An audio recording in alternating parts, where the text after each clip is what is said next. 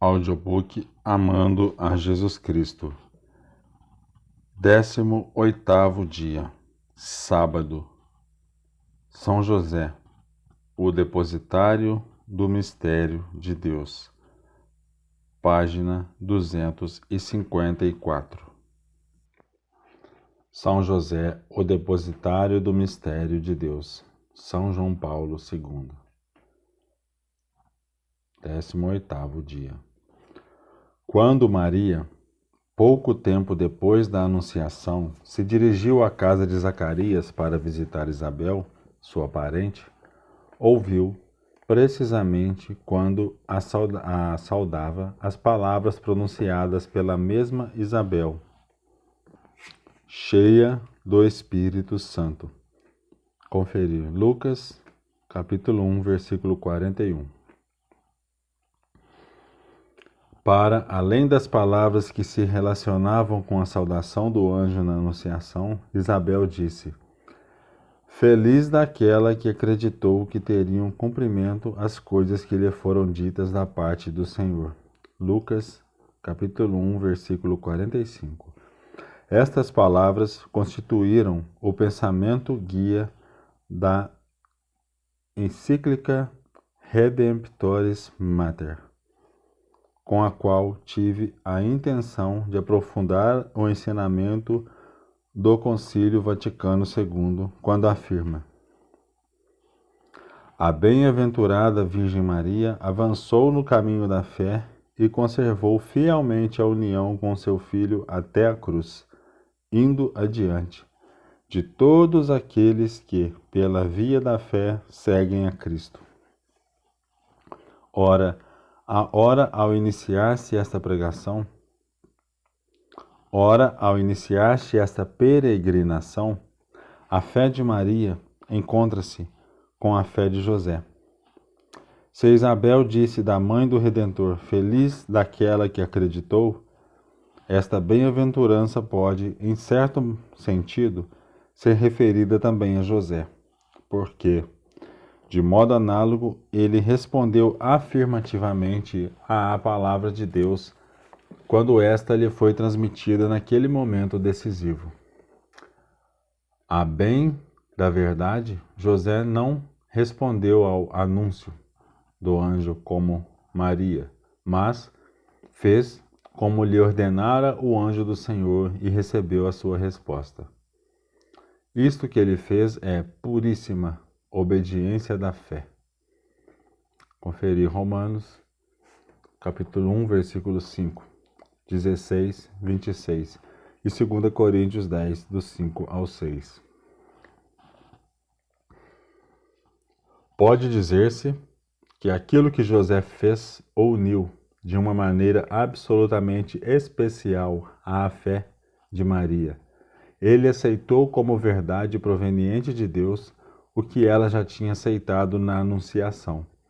O concílio ensina: a Deus que revela é devida a obediência da fé. Pela fé, o homem entrega-se total e livremente a Deus, prestando-lhe o obséquio pleno da inteligência e da vontade, e, quando voluntário, assentimento à sua revelação.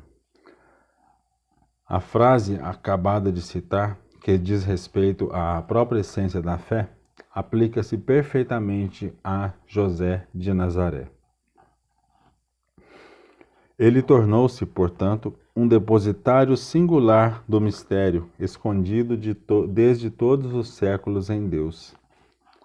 Efésios, capítulo 3, versículo 9.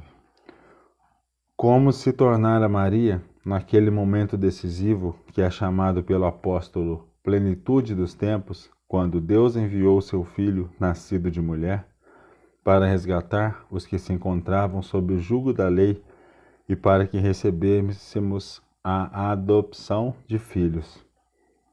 Gálatas, capítulo 4, do 4 ao 5. Aprove a Deus, ensina o concílio, na sua bondade e sabedoria, revelar-se a si mesmo e dar a conhecer o mistério da sua vontade. Efésios, capítulo 1, versículo 9. Pelo qual os homens, através de Cristo, Verbo encarnado, teve acesso ao Pai no Espírito Santo e se tornaram participantes da natureza divina.